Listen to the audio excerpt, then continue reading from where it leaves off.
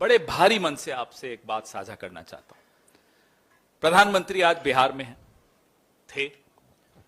उन्होंने एक ऐसी टिप्पणी की जो बिहार के नौजवान का अपमान है, बिहार का जो योगदान है इस सभ्यता में उसका अपमान है, बिहार के एक एक व्यक्ति का अपमान है।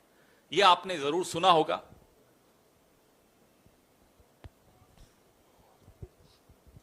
मैं चाहता हूं कि इस पर आप लोग भी ध्यान दें।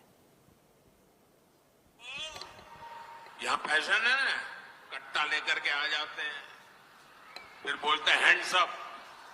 यही है ना बिहार में। आपको यहां फैशन है ना, कट्टा लेकर के आ जाते हैं, फिर बोलते हैं हैंड्स अप। यही है ना बिहार में।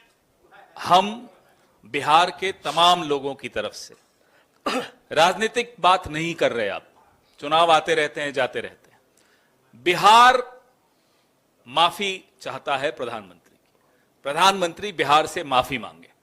इस तरह की घटिया वाहियात टिप्पणी करके आप सोचते हैं बिहार आपको माफ कर देगा।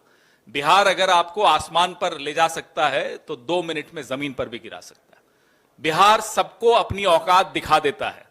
प्रधानमंत्री को नहीं भूलना चाहिए। क्या यह मतलब है कि बिहार में फैशन है, कट्टा लाते हैं, हैंड्सअप करवाते हैं? भाई 20 साल से आपकी अपने दोस्त की सरकार है, तो ये गुंडा राज आप खुद बोलकर जा रहे हैं यहां गुंडा राज है। क्यों बिहार के नौजवान का अपमान कर रहे हैं? इसलिए आपके माध्यम से प्रधानमंत्री से हम आग्रह तो नहीं करेंगे, प्रधानमंत्री को कह रहे हैं सीधे सीधे माफी मांग कर जाइए बिहार से। आगे कांग्रेस के राष्ट्रीय प्रवक्ता पवन खेरा ने गृह मंत्री अमित शाह पर गंभीर आरोप लगाया है कि वह पटना के होटल में छुपकर अधिकारियों से मिलकर बीच चुनाव में उन्हें निर्देशित कर रहे हैं। तो दिल्ली घूमने से एक अजीब बात हमने देखी, इसी होटल में देखी। जब गृह मंत्री इस होटल में आते हैं तो लिफ्ट के सीसीटीवी के ऊपर कागज चिपका दिया जाता है। तो हमें नहीं समझ में आया कि गृह मंत्री यहां किससे मिलने आ रहे हैं, किसका मुंह छिपाया जा रहा है, किससे डर डर के छिप छिप कर मिलना पड़ रहा है। क्या वो अधिकारी हैं? कौन है? इसका जवाब हम उम्मीद करते हैं गृह मंत्री देंगे। चलिए, आप ट्रैफिक रोक देते हो, लिफ्ट रोक देते हो, रास्ते बंद कर देते हो, सब मंजूर है। सीसीटीवी कैमरा के ऊपर कागज क्यों होटल वालों को मजबूर करके लगाया जाता है, ये हम जानना चाहते हैं। किससे मिल रहे हैं गृह मंत्री? इस देश के गृह मंत्री ये छिप छिप कर मीटिंग्स क्यों कर रहे हैं? अधिकारी अब आपसे नहीं डरते, गृह मंत्री जी को समझ लेना चाहिए। तो अधिकारी अगर आपसे मिल भी रहे हैं, हमारी जानकारी में रहता है, वो अधिकारी हमें भी बता देते हैं कि साहब गृह मंत्री ने बुलाया, धमकाया, हड़काया, जो भी किया हमें बता देते हैं। सीसीटीवी के ऊपर जो कि सुरक्षा के साथ इस होटल में और लोग भी रह रहे हैं, उन सबकी सुरक्षा के साथ भी खिलवाड़ है। ये जानकारी हम उम्मीद करते हैं कि आप सब साथी अगली बार गृह मंत्री मुखातिब हो आपसे तो पूछिएगा कि आप ऐसे कौन सी मीटिंग्स करते हो जो आपको छिप छिप कर करनी है, खुल कर क्यों नहीं करते मीटिंग्स? किससे करते हो? पवन खेरा ने कहा है अडानी को 1 रुपये प्रति एकड़ की दर से 1000 एकड़ जमीन दिया गया है, जिसमें वह बिजली से 25,000 करोड़ रुपए प्रति वर्ष 25 साल तक कमाएगा। 25,000 करोड़ हर साल 25 साल तक। आप कैलकुलेट कीजिए, मैं कल तो भूल गया, मेरे कैलकुलेटर पे नहीं आ रहा था।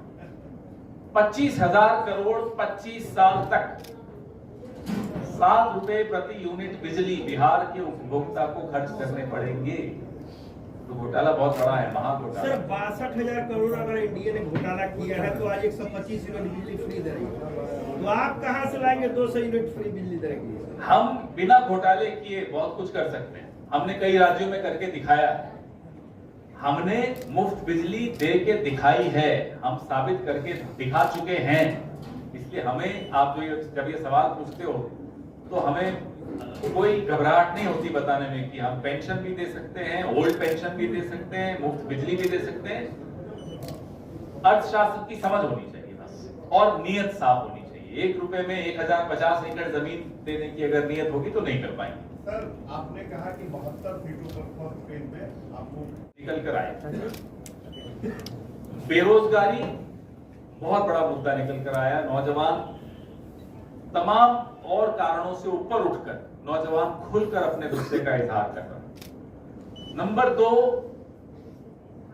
एंटी इनकम्बेंसी बहुत ज्यादा हर वर्ग में दिखाई, तो ये बहुत हो गया, मौका किसी और को देना चाहिए। और नंबर 3, जितनी बार प्रधानमंत्री बिहार में आकर मुंह खोलते हैं, पहले तो वोट कम हो रहे थे, अब सीटें कम होती। तो प्रधानमंत्री इस चुनाव में विपक्ष के लिए सबसे बड़े स्टार कैंपेनर बन के उभरे, हम सबके लिए। सर जिस तरह से तेज प्रताप यादव से आप बात कर लीजिए, हमारे होटल के साथी भी यहाँ खड़े हैं। बेरोजगारी एक ऐसा मुद्दा है जो हर घर का एक मुद्दा है, हर परिवार का मुद्दा है, हर मोहल्ले का मुद्दा है, हर टोले का मुद्दा है, हर गांव का मुद्दा है। हर परिवार को क्या प्लानिंग है, क्या योजना है? आप निश्चिंत रहिए, इतना मैं आपको कह सकता हूं कि जिन लोगों ने 2 करोड़ नौकरियों का वादा करके 2014 में सत्ता हासिल की थी, कुछ वक्त के बाद कह दिया था जुमला था, हम ऐसा नहीं करने वाले, हम करके दिखाएंगे। कल जिस तरह से प्रधानमंत्री ने फिर कट्टा और रंगदारी और वो इस तरह से संदर्भ में जिसकी कहा, जैसी भावना, डरा क्यों रहे, क्यों वोटर को डराने का? अरे हम तो प्रधानमंत्री की बात सुनकर नीतीश बाबू को भी ये सलाह दे रहे हैं, ले जाइए एक आध कट्टा इनके रखिए कनपट्टी पर, अपने आप को घोषित कर पाइए मुख्यमंत्री, ऐसे नहीं करने वाले ये लोग। यानी कि वो कट्टा की भाषा ही वो लोग समझ, उनको वही भाषा समझ में आती है। अब गुजरात में वही भाषा इन्होंने चलाई, सत्ता में रहे, सत्ता में काबिज हुए। आपको तो किससे मालूम है, केशुभाई पटेल से लेकर और हरेन पांड्या तक के, क्यों मुंह खुलवाते हो हमारे? तो 14 केस हैं, 2-4 और हो जाएंगे, मत करो ऐसा। सर विश्व गुरु की बात करते हैं तो क्या आप कट्टा ही संदर्भ रख के वहां तक पहुंच रहे हैं? इन लोगों की मानसिकता वैसी है, इस देश की मानसिकता वैसी नहीं है, इस देश की राजनीति की मानसिकता वैसी नहीं है। और जिस प्रदेश से ये लोग आते हैं, वहां से गांधी आए हैं भाई, वहां ऐसी भाषा नहीं चलती। इन्होंने चलाने की कोशिश की है, ज्यादा दिन नहीं चल पाएंगे। लेकिन उप मुख्यमंत्री पर हमला हो रहा है, खुद गृह मंत्री उस हमले को नहीं रोक पा रहे, फिर कहते हैं जंगल राज। अपना प्रत्याशी गोली मार रहा है, जेल में बैठ गया बीच चुनाव के, फिर कहते हैं जंगल राज। अब तो गृह मंत्री को गुंडा राज क्या होता है हमसे ज्यादा वो ही जानते हैं, और इस देश में गुंडा राज क्या होता है अमित शाह से ज्यादा कोई नहीं जान सकता। लेकिन हमें तो उनका पूरा इतिहास उठा के देख लीजिए, उनका पूरा करियर उठा के देख लीजिए। इस देश का गृह मंत्री अच्छी तरह समझता है गुंडा राज क्या होता है और गुंडा राज कैसे किया जाता है। लेकिन यहाँ के उप मुख्यमंत्री किया जाता है लड़कियों को, 9 मर्डर होते हैं रोज, इसीलिए होता है ना कि ये गुंडा राज चल रहा है। सर एक क्वेश्चन है, विजय कुमार सिन्हा पे जब हो गया चलिए। अभी मतलब कुछ हमला करने का तो अपने बॉडीगार्ड को बोल रहे थे फायरिंग कीजिए, उकसा रहे थे सीआरपीएफ। अब आप समझ लीजिए, ये है इस प्रदेश के उप मुख्यमंत्री जो अपने बॉडीगार्ड को कहते हैं फायरिंग कर लो, और फायरिंग नहीं करते तो क्या, किस काम के बॉडीगार्ड होते हैं, ये भी बोला था। फिर कहते हैं कि वो नशे में कोई था। अरे यार, हमने तो सुना यहाँ शराबबंदी है तो नशे में कैसे उनके साथ कोई घूम रहा है, बताइए। धन्यवाद।